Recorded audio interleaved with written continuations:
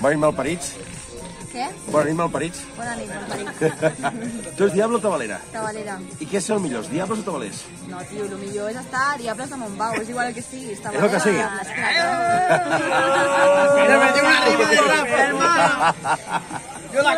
I mai has pensat a ser diable? No. Per què?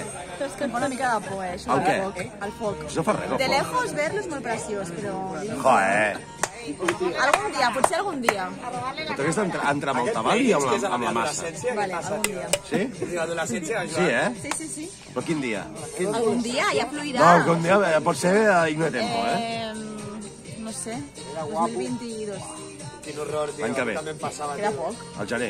Sí. No, Sí? D'acord. No, tio. Merda, està gravat, ara no podem gravar. Exacte. Serà, s'inventarà. No, sí, que... Podés inventar aquesta vida tot. Jo tinc la samarreta de Diablons, així que faré com els Diablons. Home, ja has bastant nena.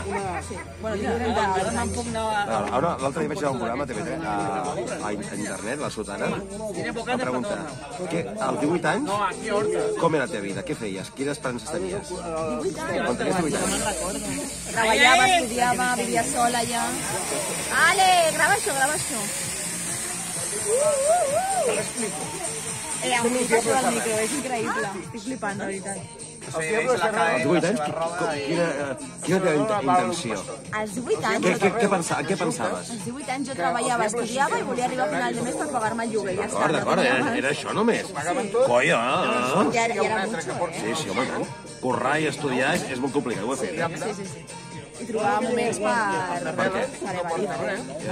Quina mena de vida? Pues muntanya, escalada... Jo no, Rappel, barranquisme... No, barranquisme encara no. Vull fer-ho, eh? molt xulo, eh? Rafting, puenting, salting, Salting tampoc. No sé què és el salting. creming... Todo lo que acaba de dir. Però bueno, aquí on entrevista a la taulera de Montbau. A tope.